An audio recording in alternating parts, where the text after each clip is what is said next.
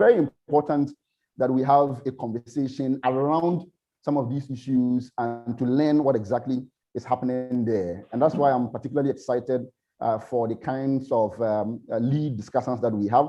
We have one who has experience in international trade, and we have one who is also an academic, a researcher in the area of migration. And I think that that makes for a very, very good pair so that they take us through the issue. So thank you once again, wherever you are joining us from. And we would also later have all of these available on other social media platforms for you to join us. And so thank you. I see some people who are not workers or part of the All Africa Students Union joining us at any other time. Do well to connect with us on Facebook, All Africa Students Union, and other platforms as well. I want to just quickly get into the part where I welcome and introduce our lead discussants today. So the first would be the very affable and experienced, albeit relatively very young, Mame Awonado Kanyerebe. She is an international trade consultant with expertise in international trade law, especially also with the WTO law. International private commercialization and transactions also is something that she has some expertise and knowledge of, and the law of the sea. She received her bachelor's degree in psychology from the University of Pune, India, and postgraduate honors degree in international relations and politics from the University of Cape Town, South Africa. Mame also holds an MPhil in international law from the University of Cape Town. And she previously has also held roles like the Director of Operations for SACAM Savannah, a company with a primary focus on facilitation of commercial and procurement transactions between government and local and foreign private entities. So if it comes to anything trade, she obviously is the one that you would want to speak to. And if you read columns in the Business and Financial Times here in Ghana, you would appreciate the kind of work that she also does there. So that is Mame for you. Thank you very much, Mame. Welcome once again. Thank you too for having me. Great. So that's there with Mame, and let's get to the other lead panelists or to help also with the conversation. Yunusa Aziz is currently doing a PhD in the University of Leeds. His research area focuses on issues of power, labeling and controlling of migrants, most especially forced migrants. And his current research also looks at conceptualizing prisoners as forced migrants. And I was telling colleagues earlier that this is a very interesting thing that I would love to get some more insights into. He's also looking at how practices such as control and movement of prisoners across borders infringe upon their rights. Before starting his PhD program, he worked as an administrative officer for MAID, West Africa, an European Union funded project that was aimed at promoting free movement and the protection of the rights of migrants across the ECOWAS sub-region. Aziz also has an MPhil in migration studies from the University of Ghana Center for Migration Studies. Thank you very much, Aziz, for joining us, and welcome. Aziz, I think your microphone is still off, so maybe if you want to put it on so we can hear you clearly. Yeah, thank you very much for that brief introduction. Great, and happy to have you. So very quickly, I'll be starting with Mame, and then I'll come to Aziz. I want them to share with us some preliminary thoughts there before we delve into the issues. I have some questions that I'll be asking on behalf of the many who have joined us. But we have the Chief Technical Officer of the All Africa Students Union, Mr. Edmond Akoto Bamfo, also joining us, as the tradition has become when we do an organized webinars like this. We take just a brief between 2 to 3 minutes statement from the Chief Technical Officer to lay the issues for all of us and to appreciate why exactly for the All Africa Students Union issues of this nature are important to us. And so, Mr. Akoto Bamfo, if you can also hear me very quickly, sir. Thank you very much and welcome. You have the floor, sir. Thank you very much, Karim. In a continent like ours, where you have more than % of the continent being poor. In a continent that is seen to be the most youthful in the whole world, issues of migration and decent work are of prominent importance to us. The All Africa Students Union, since our formation in 1972, has sought to give proper representation to the young people of Africa, particularly, but not limited to, the students. And with this webinar, it is our hope that Mame Awinado Kanyerege and her colleague on the panel will shed more light on the need for us to think outside the box, to create opportunities for the young African. And it is only when we work together and think outside the box that we will be able to surmount the unique challenges that Africa is presented with. So I wish everybody a fruitful discussion, and we wait to hear the results of your discussion. Thank you. Thank you very much, Mr. Akoto-Bamfo. We're grateful, sir, for also being here today and for that rather very quick and incisive contribution to the conversation. So, like I mentioned earlier, I want to very quickly get to Mame, and just for those of you who are also joining us, this webinar would last for just an hour. We're already 10 minutes into time, and so Mame, I would just want to give you the freedom at this point. I mean, when you were contacted and the topic shared with you, I'm sure when you looked at it, a lot of things ran through your head. Even for me, without any expertise or knowledge in the field, I have some bit of an idea. So take us through maybe between now to some 5 minutes, or even more if you want to, and share with us what your thoughts really are on decent work and why that is important. Okay, well, good morning, everyone, and thank you for having me. Just one of the big things I was thinking about this, like yesterday, was really how to make sure that after this conversation, we're able to move to a place of actually like practical steps, right? Because we have to also be honest that from our part of the world, we are good at talking about things and putting things on paper, but when it comes to taking action, it becomes a problem. However, we are in a very critical era. When we're talking about work pre-COVID, it was already a problem.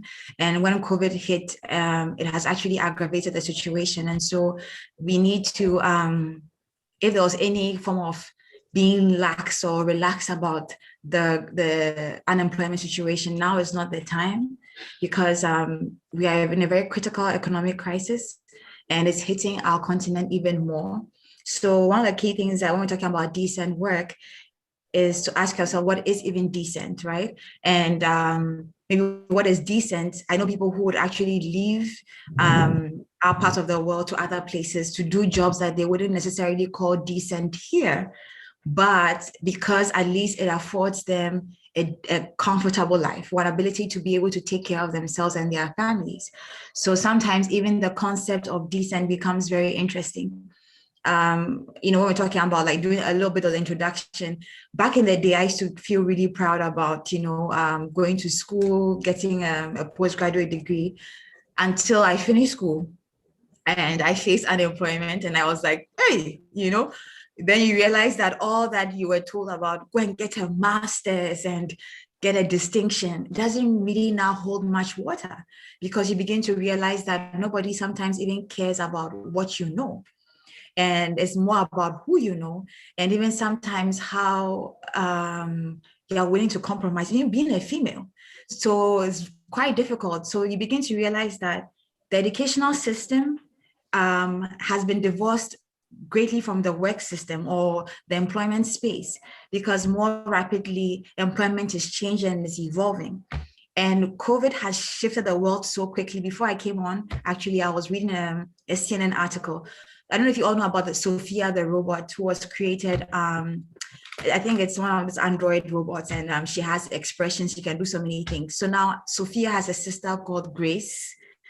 And the whole idea is that they're going to go into mass production. And the idea of these robots is that they're going to push them into the healthcare system to support healthcare practitioners, right? So for old people's homes, these robots are supposed to help take data, information, ensure that patients are being well taken care of. The idea is that the robots are going to assist the practitioners. But what you don't understand is that if you are going to be very practical, as soon as employers see that the robot can do the work, why should they then keep you, right? So now robots are, and automation is really taking the place of a lot of the human skills that were there before. I don't know if anybody uses MTN, I'm sure some people do, but now even the MTN cards, right, are not even accessible anymore. You have to buy your credit online through transactions. So people are losing job and the nature of work is changing. So really just, because I want to stay within the 5 minutes. I hope I haven't gone too far. It's just to really say, what is decent work, right? And really now begin to ask ourselves that when we now start off life as young people and we are looking for employment, are we looking to work to get money and have a comfortable life? Or we're also looking at doing something that is within our passion and want to make a difference. And so now these are key things that we need to look at when we're talking about decent work, and also realize the environment is shifting so we can put things into context and see the places where we have to take responsibility and the part where it's government's job. Because as I mentioned earlier, there's a big divide. And so the whole key thing is that how do you bring education and the workspace together? And now talking about the educational system, we are young people. Can we necessarily change the educational system? No, we can influence policy that does. But the key thing is that what is within our hands to change stuff. And so we're looking at jobs, and because I've been given 5 minutes, I don't know what the questions he wants to ask, but my preliminary thought is asking what is decent work? And hopefully when the questions come up, eventually you can really answer these questions. But decent work really now goes back to every human being, what they perceive as decent and the kind of life that they want. And then it will help us to be able to think out of the box to even create jobs. So just a little plenary thoughts. I hope that is okay. No, it is. Thank you very much, Mame. And you really set the ball rolling and already teased out some of the very important things that we must focus on. Clearly, I'm not sure even if 1 hour would be enough to exhaust some of the issues, but even with this preliminary thoughts that you share, I get what the conversation will look like even after here. But let me bring in Aziz also for some very quick thoughts. And then I'll come back to you, Mame, with some questions. I'm informed, rather unfortunately, that you would have to leave at some point. And so I know, just sorry to cut you. I think, I told him I'm going to actually now have to I'll delay my other meeting just because at least make sure we can get some, so. Great, really appreciate that. Thank you very much. Fine. So Aziz, let me bring you in here at this point. And you are a researcher. Migration is your area of expertise, and there are a lot of issues bordering on decent work that also apply to the area that you work. But you still have 5 minutes to share your thoughts broadly on any other angle that you want to pick this from. So the floor is yours now. All right, thank you very much. Is the line clear? Very clear, Aziz. All right. So first of all, I would like to thank the organizers of this webinar, especially when a program like this is put together for the youth to come and deliberate on issues that will lead to our development and then the development of where we are coming from. And I know that we are drawn from different parts of the world, different parts of Africa, and I'd like to thank the organizers. But then I'll just pick it from where Mame ended, in which she threw the question as to what decent work is. I think when I heard about this webinar, it's kind of create this conflict within me as to what decent work is. And when we talk about decent work, in which within the global context, it's really a broad area of interest to policymakers, the UN in terms of achieving some of the sustainable goals. But then you go into what decent work is, and they have 3 cardinal points that has to do with 1, the security aspect of it, securing a job that is more, does not come with anything that will create kind of security implication to their life, and then the well-being of the individual. And then it should be within the context of dignity, and then creating that kind of inequality among people, either gender, race, or age categories, and all those things. But then picking it from there and decent work becoming a global kind of discourse among policymakers. And you tend to kind of align that with where we are coming from, especially Africa. And then you go into the data to even think about opportunities that are probably available for people. That is one, talking of opportunities, because there should be opportunity before you talk of those opportunities being decent. And then if you check the data and then you realize that about 9 million young people from sub-Saharan Africa are unemployed, and then you talk about 65 million people working, but they are living in poverty. And you talk about the 19% that are not even employed or have education, then you know that there's a big problem for us. So the first thing I think that comes into my mind is, how can we identify the opportunities? Then to talk of being within the context of having people to work in a decent environment, in that will come with dignity. So it throws more of a question than, because to me, it is more of jumping the gun, because that opportunity should be there before we talk of people within the context of working within decent environment. But then, as you said, it's really a debate that we need to have, that even have to go beyond we the youth, then to bring in policymakers, those that are within the realm of affairs. Because within our context, this kind of politicization of everything is something that we cannot ignore. Because the academia, everybody, the policymakers, the think tanks, and everybody, they are doing their part to kind of profess solutions to some of the problems. But the issue is, will the policymakers or those within the realm of affairs, will they take it up? That is a question we have to ask ourselves, and then trying to create this kind of discourse among the various stakeholders to pick it up. But then that kind of problem within our context, especially the sub-Saharan Africa, and linking that with looking for other opportunity elsewhere. If you go into data, I think a research that was done by a US think tank tend to create a picture of the number of people that would like to leave Africa. And then you take the context of Ghana, when they did the survey over almost a little over 1,000 people, about 75% of them have the idea that they were ready to leave to abroad.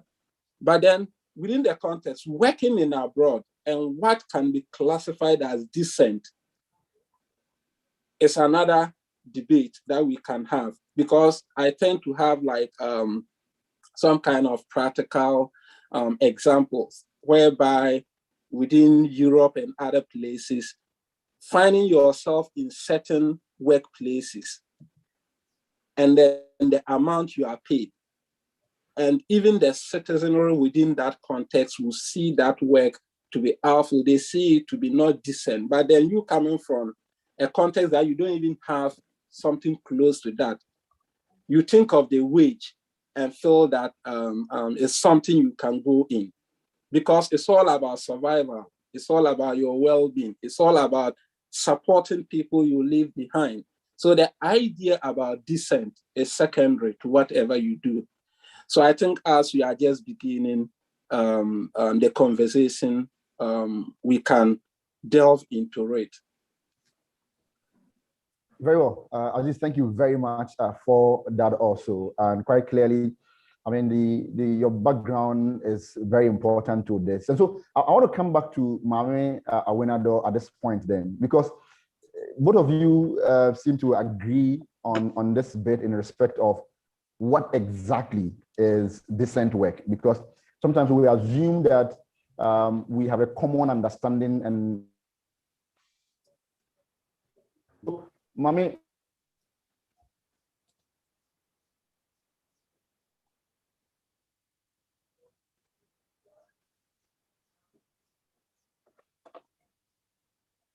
you may want to take this one for me, because I believe that Aziz makes a very good point when he says that it appears to be a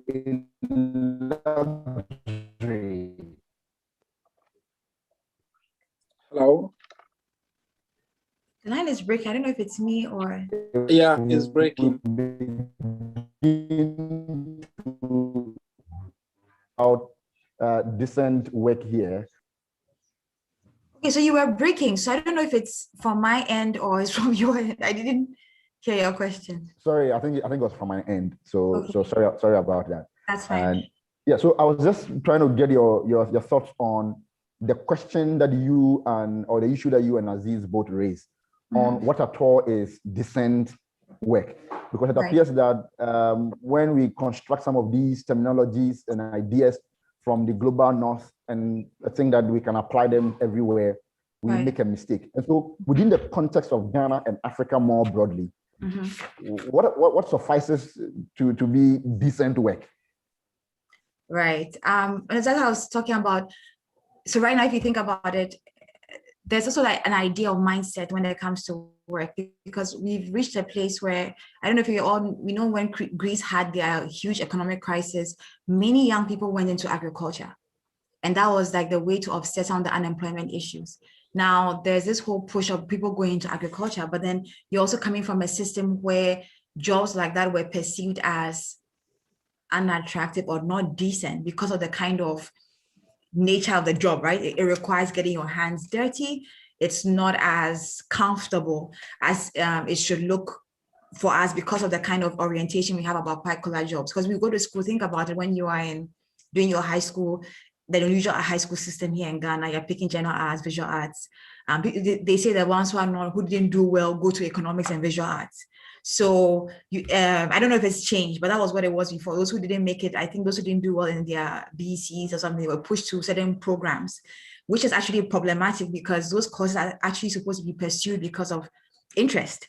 So the idea is that if your math or your English or certain subjects are not really good, they put you in the arts programs, which is very problematic, right? But so people actually are now oriented to think of things like agriculture as not decent because it doesn't require sitting in an office and everything. But if you look at some of the biggest economies, you look at, for example, California's economy alone, I think is the fourth biggest in the world. And agriculture contributes a huge portion to it. Even South Africa, for example, I mean, the farmers, they are like, when you're looking at people who have the multi-millions, is the farmers. And actually data is showing that in the next few years, Africa, most of the billionaires and millionaires that will come in this continent will be farmers. But are the young people now looking at agriculture as something that is decent? And so classifying decent, we have to begin to look at where are the opportunities, right? Because when it comes to work, right now, I started doing this coconut farm thing, right? I'm not a farmer, I have no background in it, but I realized that if I'm talking about trade, I need to be able to personify what I'm preaching about. And people will always need to eat. And so it's like, just because I have an MPhil and I can write articles, doesn't mean that farming is indecent. And that is why we need to begin to shift our mindset. I cannot speak for the continental data, but it shows that, actually data shows that 1 out of every 3 Ghanaian youth are self-employed. So we need to now begin to ask, is there also this syndrome of CEO? Because a lot of people too are like, I'm an entrepreneur, but then there's really nothing. I'm a CEO, but they haven't employed anybody, right? And so even sometimes to collaborate with other people so that you can have an income, real income, people would rather have the semblance of doing well than actually have the funds that show that they are doing well. And so with decent work, this mindset, right? and then also the opportunities that are available. So creating opportunities right now, considering where we are, there's a huge push that people should go into agriculture. The hard skills like automation and stuff, they require an interest and even the ability. I don't have an interest in engineering and stuff. People are good at that. So that's why they're pushing for STEM, which is great. However, farming and elements of those and of that nature, it's not anybody can go into it, right? Because we are entering into a huge global crisis that is also hitting us. So when we say decent, we also need to look at our mindset and our mindset about work, our mindset about progress and success also, because sometimes you may start in a place and it may not look that decent, but it takes time. Sometimes the impatience of having a better life makes people also want to run away when things get hard and go elsewhere. And the thing is that, yes, maybe you go elsewhere, you're working out. I have experienced life in different places, and I know how sometimes people earn more than they would here, but a lot of their money goes back into taxes. So you can send enough home, but you end up working your whole life to take care of people back home and not being able to even do anything substantial for yourself. And so really, when it comes to decent work, especially in the African and the Ghanaian context, we need to have a mindset shift about problem solving, that success also takes time. And that also with the business thing, we don't all have to be CEOs. That means that there can be more collaboration among youth to be able to get the success that they want. So maybe people coming together to start a farming project, and it doesn't matter, like a lot of people want to have the car to say they are the boss, you know, but we need to shift some of the way we have been thinking, and also realizing that we were the people who patronized this educational system, but we have become the victims of it, right? So how do we now move from victims to victors? And that means that, yes, it's unfortunate those of us who've finished, or other young people who have already finished school, about to finish school, have become victims of the system. They've written WASI, and it's become sort of a waste or something, right? Apart from those who are going to certain skills. But the key thing is right now, not to talk too much, actually, I'm going overboard, but to just really ask ourselves, how do we shift our mindsets about work and taking like what is within our control, right? If we cannot control government, what can we do now with the opportunities that are there to create work for ourselves by collaborating with each other? So I hope that see, let me just do this very quickly with you again, Mame, and then I'll go to Aziz. So for a practical sense of what we are talking about here, right, is it also entirely about, say, money? I mean, if I receive $10,000 as a Ghanaian working in a mining company, right, let's say Anglo Gold, I am always deep down there in the pits. I'm working 23 hours a day. right. Would you raise issues of decency or otherwise? Is it a remuneration wages problem? Is it the hardship of the work that you do? Is it the work culture? Does your boss insult you? Sexism and all of those things? Right. Give me some practical insight into this. Okay, so when you are talking about decent work now, it also comes down to even people personalizing it and realizing that somebody can work under pressure, under huge stress, right? And that is their nature. But there are labor laws. So labor laws are supposed to ensure that if, let's say, for example, people are not working beyond a particular number of hours, if somebody by choice chooses to work beyond those hours, that is why in more advanced places, they pay hourly, right? So when you work by the hour, if you choose to go 18 hours, then you're getting paid for it, and it's by choice, but not in a system where you are now being forced because you don't have options. So I think even decent work is creating options for people. And then that's when you can now say that, you know what, I'm in this job, it's affecting my mental health, but we don't even have that luxury because even where's the work to even begin to now ask. So people are in very uncomfortable situations, women especially, even like not even guys, so let me not even take it out from men, but because I'm a woman, I can't speak for the men, but people are in uncomfortable places because we don't have options. Decent work comes in when you create options for people. So now we need to be able to create those options, right? When we don't have those options, then we need to be able to create that for ourselves. That is why I'm saying that yes, some people are in very difficult situations, they quit their job so they can start something, which is also okay. But now, even to have decent, you need to even have the work. Mami, thank you. Thank you very much. Really appreciate this. But let me bring in Aziz also. And Aziz, one gets the understanding, especially from where you come from, that there are issues in respect of what pushes people. So when Mame talks about opportunities, I'm sure the lack of such opportunities also may fuel the movement of people from one place to the other, looking for the so-called decent work.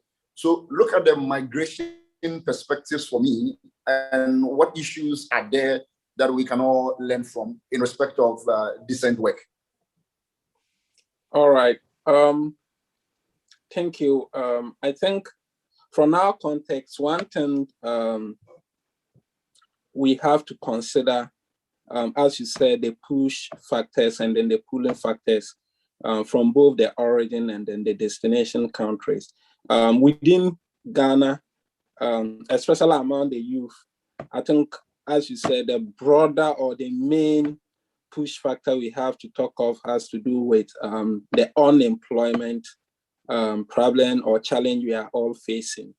But then a careful analysis of our context will also show you that apart from the unemployment, you have this kind of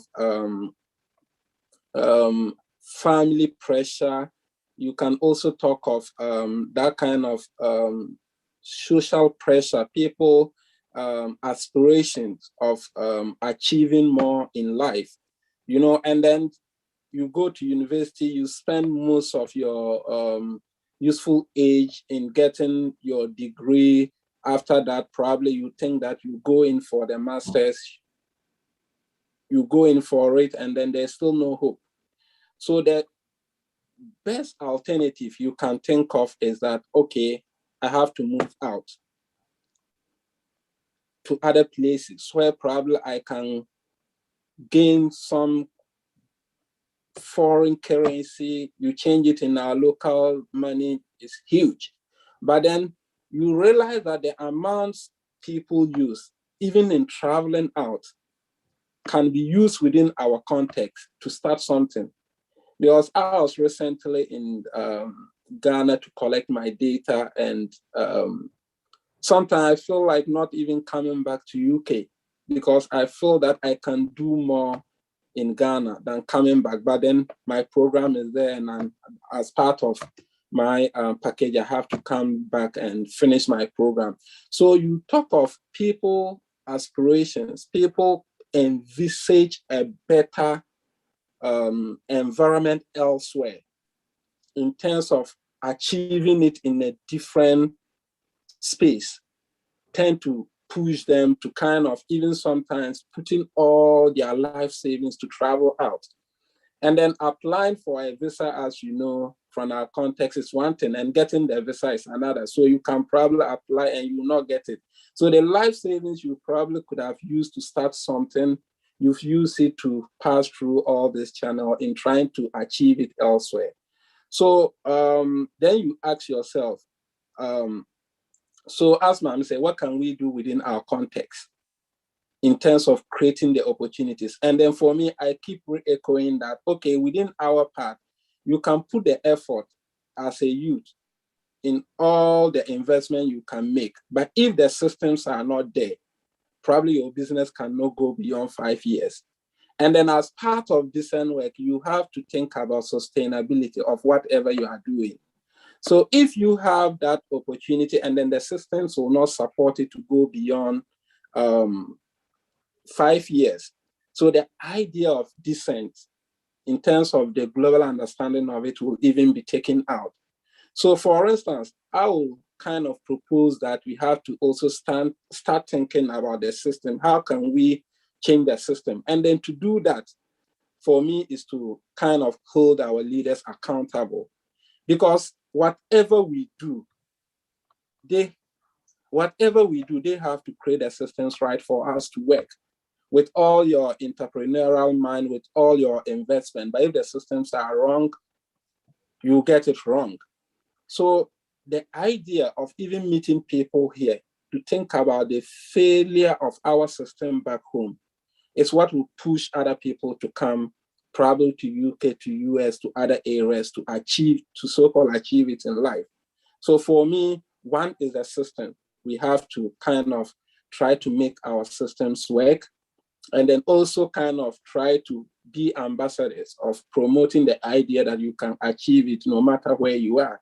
Because people are moving from the so-called developed countries to where we are coming from to start something small. So you can't just achieve it overnight.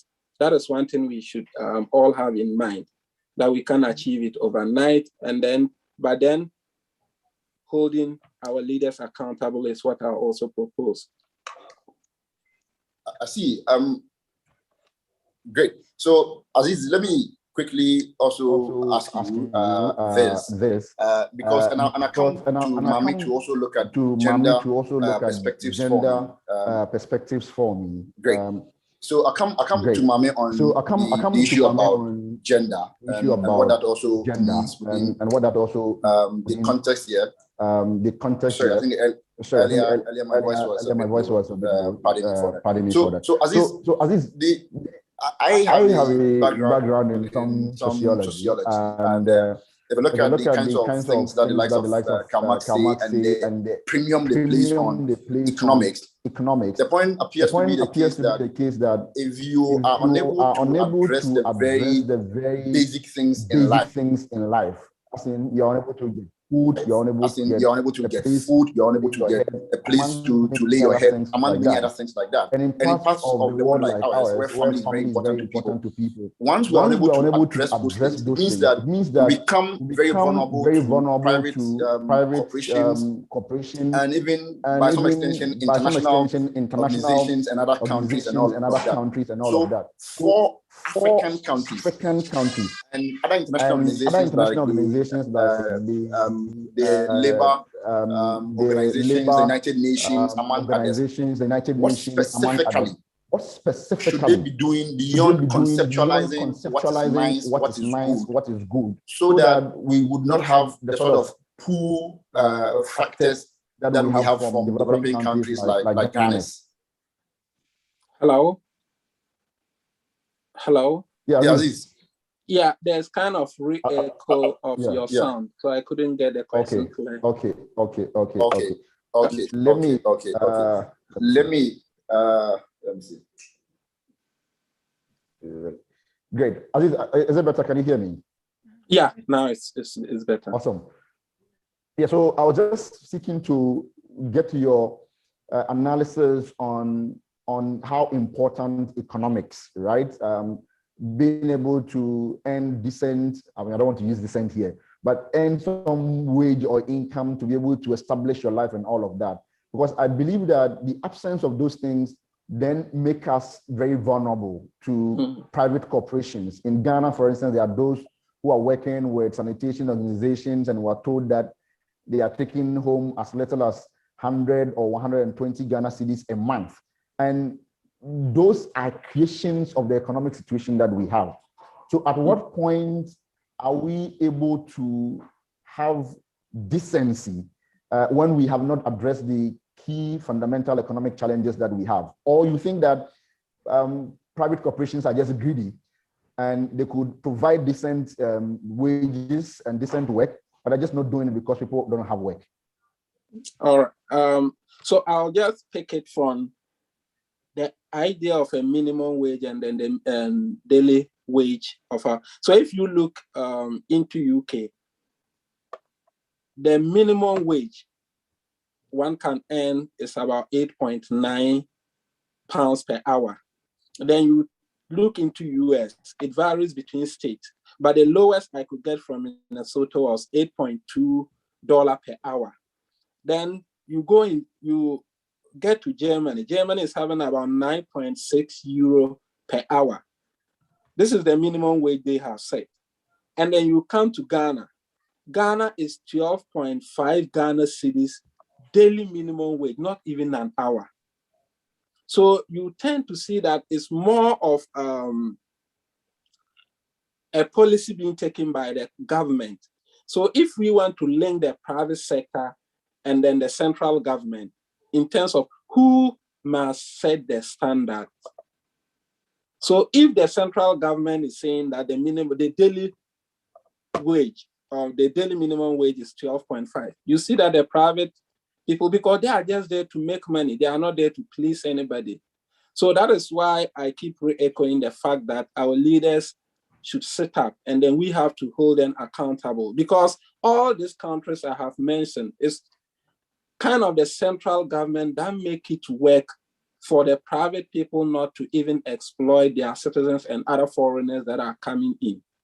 So in terms of that kind of national discourse, I think we have to take it. For instance, just recently you heard when there was this kind of increase for public workers about 4%, and then sometimes a teacher can calculate it, even it can buy fuel for 1 week, and they'll say that that is an increment in salary.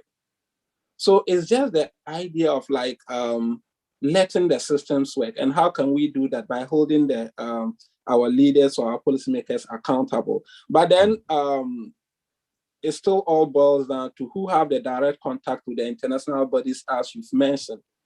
It's still our leaders, because you and I sitting here, that opportunity or that chance is not created for us to have that direct contact with maybe the international bodies, the IMF, the World Bank, and all those bodies. We don't have that direct contact, but it's our leaders.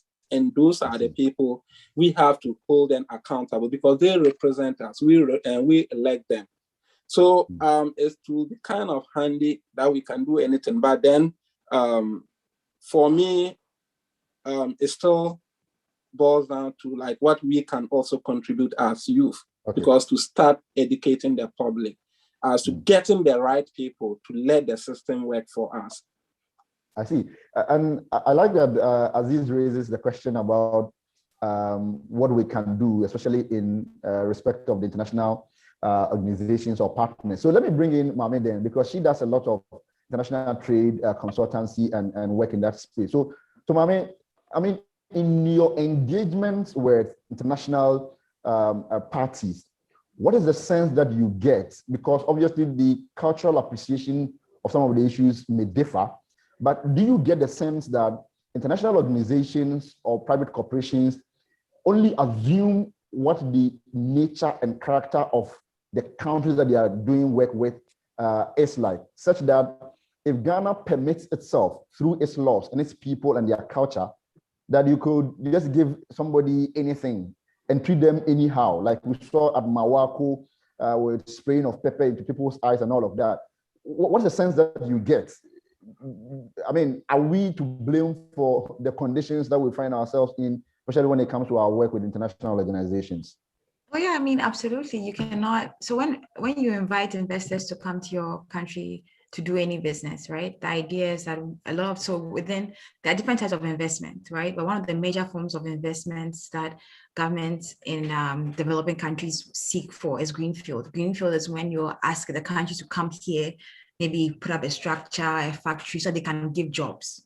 Now, when they come in, their idea is that they need their profits. So they don't care about, and that's the thing about sometimes being in the developing world, where I don't know if it's from the begging mentality, but we're always looking for charity.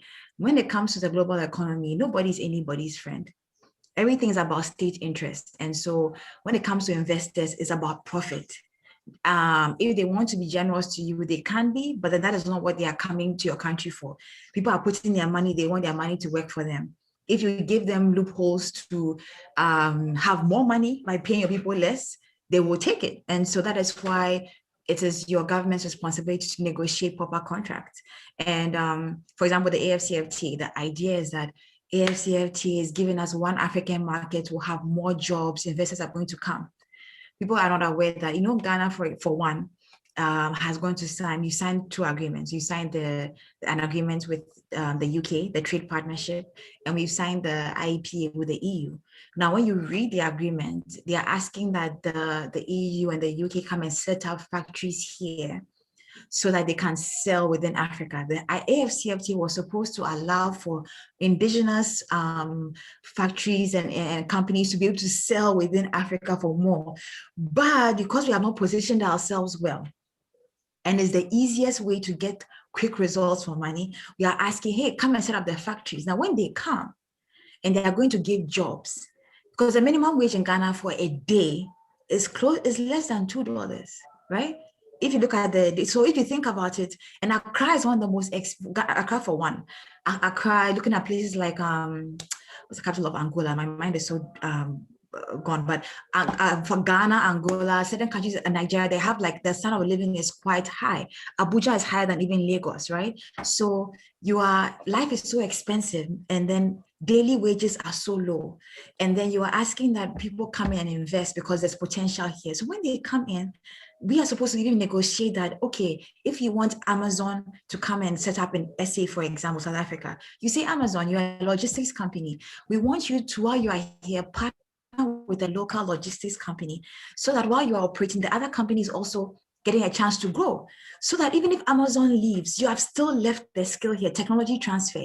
These are things that are negotiated in agreements. The sad thing is that we're not even privy to the agreements that are being signed, right? And so at the end of the day, the politician is just saying, hey, cut sword, new Toyota is coming here to set up a plant, right? And when VW was coming, I was asking myself, like, couldn't we have negotiated for VW to partner with maybe Kantanka or something and say that we want to produce a kind of model of a car that is actually made here. They're assembling here. The money doesn't get to stay here. They will repatriate their profit back. So this is why we need to know what is happening. And groups like yours, all these associations coming together and saying that, look, government, you need to negotiate better things for the youth. And if you are saying employment, a government can come and say, we have created jobs. So you go to the job and you ask how much you are being paid. And then you're like, hey, and so for somebody, I think I read some article somewhere about a guy saying he was happy because he was earning 2,500 and he could have a wedding. I said, 2,500 cedis, what are you going to do with that these days? 1,000 cedis is almost like 100 Ghana. So even the youth, we need to, and let me just quickly say that we need to be aware of what is going on so that we can also begin to be realistic about the problems. So you can begin to think of how we can even solve these problems together. So the international community, like I said, they are coming to make profit. They are signing agreements, but the question is that, yeah, it's unfortunate, but. I see, Mama, thank you. And this point that you just made reminds me of an encounter with some NAPCO workers or beneficiaries. I'm doing a citizen some favor, but I work on radio, so we're talking about wages, and we're complaining about some people who were taking 700 Ghana cedis because of NAPCO. And these two teachers who joined us for the conversation that day, one of them said he was taking 350 Ghana cedis a month for some time now. And for him, I mean, this is 100% rise. And so wow. He was so excited that at that point, we could not continue to, bemoan how in our own terms, small the NAPCO allowance was. And so clearly people's experiences also shape their reaction to government and how they go about things and all of that. But please treat this for me. And I'll come to Aziz on the issues of policy and what the literature also says as we try and wrap up. The gender aspect of things, because I believe that this conversation also has a lot of moral nuances in here. So decent work, when we talk about that, where does, for instance, sex work place in that? Because there are a lot of moral, cultural baggages and all of that. And once you do a certain work that the society doesn't support, that in itself automatically put it in that place. It doesn't matter how much you are getting. It doesn't matter how good your clients are to you. So treat that for me and the gender dynamics that is at play here. We don't even have to go into sex work. A lot of decent work has the semblance of decency. You go to what is behind the work. And just because I've played in some spaces before, so I can tell you that you get job offers that people will be celebrating you for. But when you now tell them what the conditions are tight, because sometimes the conditions are not even overt. And that's what happens when there are limited options, right? People can now prey on the limited options to take advantage of the weaker people, whether it's women or men. And so because females, obviously now they say we live in a man's world, right? Not all men are the same, but there are men, because of the hierarchy of the job space. You have a lot of more men in key places of position and power. Now, because there are no options, people are now given the opportunity to take advantage of people when it comes to giving them work. So even though maybe this job should be merit-based, now when you go in, nobody cares how smart you are and how fluent your English is. They are looking at your body, they're looking at what they can get from you. And I can tell you this because I've experienced this. That's why when you hear controversial things happening in some spaces, there is some truth. And women are going through a lot of people are not telling the honest truth. I have experienced even a good opportunity that came out for me, and the boss was saying, hey, let's go swimming. And I said, hey, what has the work I'm about to come and do here got to do with swimming? And now if you go, and now some countries you can speak about this, and then guess what, they'll take it up. In Ghana, when they say a minister is having an affair, people don't do anything, it's celebrated or something. In some other countries, they hold the moral standards are so high. So women actually are going through a lot, and that's because, like I said earlier, we need to create more options for people, or else you are going to leave the limited options to people to take advantage of other people. And many people are compromising. People are even in unhealthy job spaces, mentally and stuff, just because there's nowhere else to go. So the gender element, women, and let me also say that even to women who are also being silent about the things that are happening because it gives you some benefits, right? Because a lot of key women too who are playing in some spaces, they know what they've been through. Now, can they speak up? No, because at the end of the day, also, you like the comfort. That is why there's a price. The Ghana that we are in and the Africa we are in today, there's a price you're going to pay for change. And that price may cost you, you may sacrifice, you may even go through times of not having enough. I've been there, just because you want to do it right. So this is something that women have to start speaking about. What price are we willing to pay for the change you want to see? Will we tell the truth about what is happening behind the scenes, or we are more comfortable with having that nice car and that job? And so that's also another thing about morals that we have to take responsibility for. That's a very good challenge that Mami throws to not just women, because even for men, we also have to assume some responsibility, because the problems that women face are created by men in many instances like that. If you are a male boss or colleague and you are going to behave and respect your female colleague for who they are, definitely they are not going to contend with some of the issues that Mami raises. But Aziz, I wanted to come minded too, but the more substantive point that I want to present to you, Aziz, is to look at what the literature says. And of course, in terms of policy levels, do you get a sense that African governments and their international partners appreciate these issues and problems of opportunity, such that from where we sit, we can say that in the next 5 to say 10 years, something will change? Or for you, studying the field and all of that, it's still a very gloomy picture? Hello? Hello, Aziz. Yeah. So yeah, I don't know if you got. Did you get my question? I can hear you. Yeah, I'm responding to that. With this question, I have kind of a mixed reactions to this question. First is to point out the slow pace at which our level of development, our level of well-being should have been. Because for me, I think that we have all what it takes to move the continent, especially Africa, to where we all wish it should be. So we have that, but then for me personally, I think it's at we are going on a low pace. The second has to do with, like, I still have that conviction, that kind of strong belief that we can get there, we'll get there, but then, as I said, it's slow. But the idea of getting a policy framework of where we want to be in the next 5 years, in the next 10 years, in the next 20 years, probably is what we are lacking. Because if you ask about our national development plan, as in for the case of Ghana, what do we have as a country in terms of our national development plan? If we have it, it's theory, but practically, we are thinking about what we can do to win the next election. So that tend to create that kind of disbelief in me as to whether we can achieve what we want to achieve.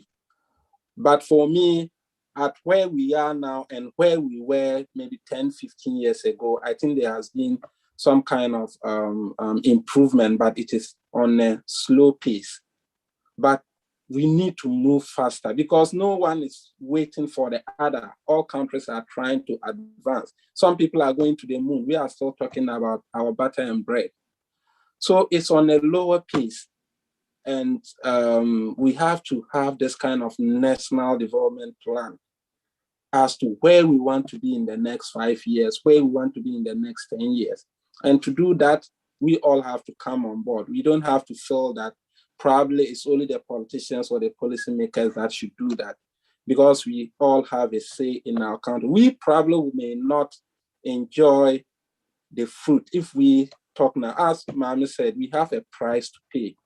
We all have a price to pay, and we have to do it now. But if we just sit back and continue to complain, things will be as it is. So you go into social media now, lot of people are complaining. But then you ask yourself, what contribution at your own can you contribute to the development of Ghana, to the development of the continent Africa? Those are some of the questions I think we have to be asking ourselves and not just sit back. That is why I kind of appreciate the idea of fix the country, that movement that just started in Ghana. It's like we have to get on board, let our voices be heard. It is not just one person, because the moment they increase fuel price in Nigeria, it's all Nigerians that are going to suffer. The moment they increase fuel price in Ghana, it's all Ghanaians. So that is to tell you that all our voices are needed in terms of decision making, in terms of our elections process. We have to all contribute to that development. But then I still have the concern. Sometimes I tell people that I have that belief in the country that we'll get there, and they'll tell me that I'm crazy. But it's on a slow pace, and I believe that we'll get there. We will probably may not live to see that, but we'll get there. Well, that would be bad. I really appreciate your optimism, but at least we're too young to be thinking that we may not be the ones to. We have to be the ones to enjoy it. It's midday here, and of course, I'm sure in the UK, I should think that it should be 1 p.m. already. While wrapping up, I want to give Mame a minute to maybe wrap up and finalize your thoughts there, and I'll come to Aziz again with another minute to also sum up for us, and then I'll give the final word to the leader for the Migration and Mobility Working Group here at the All Africa Students Union, the gentleman who put this together with his team, Elon Mauli. He will have a minute or so to deliver some final remarks and appreciate our guests for joining us. So, Mame, you have a minute if you could wrap up everything that we have said. For me, I think that we are going with more questions, and that in itself is also good. Mame.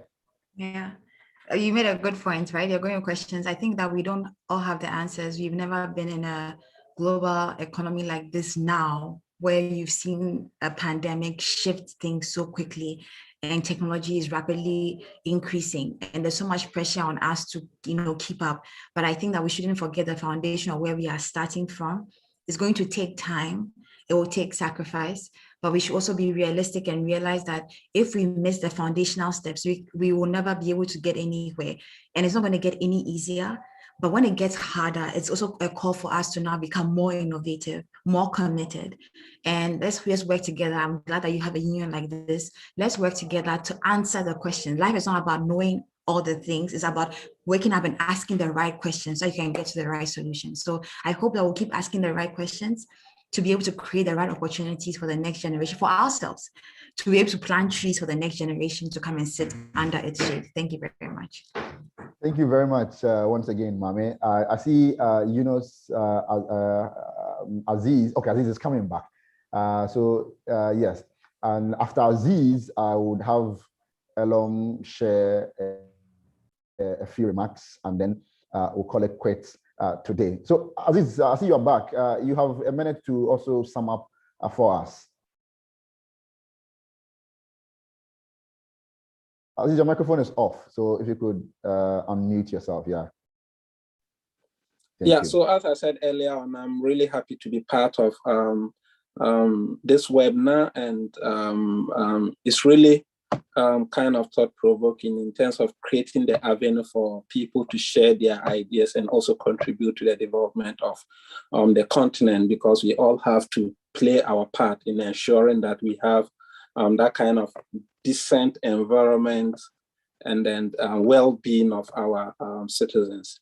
And I look forward to more of your programs and my willingness to participate in them. Yeah, thank you. Thank you very much, Aziz, also for your time today. I want to very quickly, 1 minute, to Elon Mauli Kwao. He is the leader for the Migration and Mobility Working Group here at the All Africa Students Union.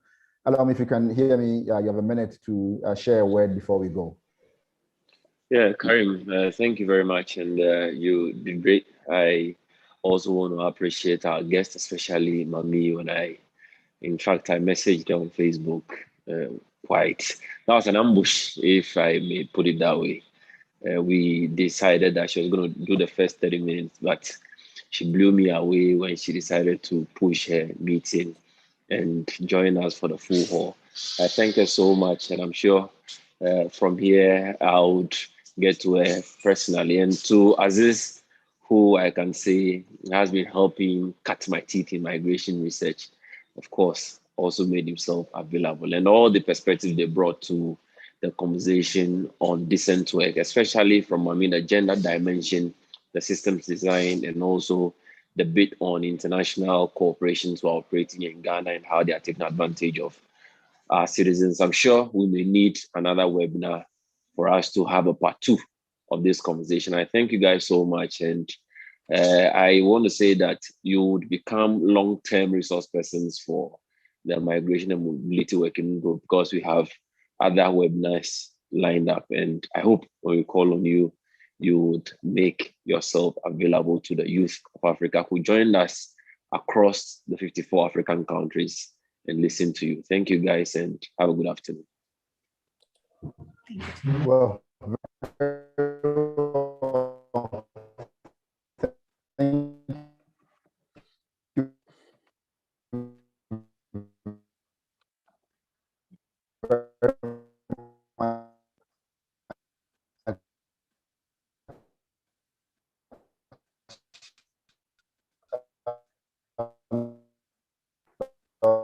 The line is breaking.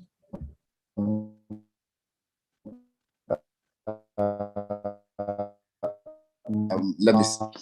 Yes, I hope it's better now, Mami. Great. So as we wrap up, I should say thank you to all of you. We're grateful, and we're also live on Facebook. So those of you who may want to take time to also watch this again, All Africa Students Union on YouTube, you can get everything there. We're also very active on Facebook, All Africa Students Union on Facebook, and at ASU_72 on Twitter as well. Thank you so much for joining us. We're grateful.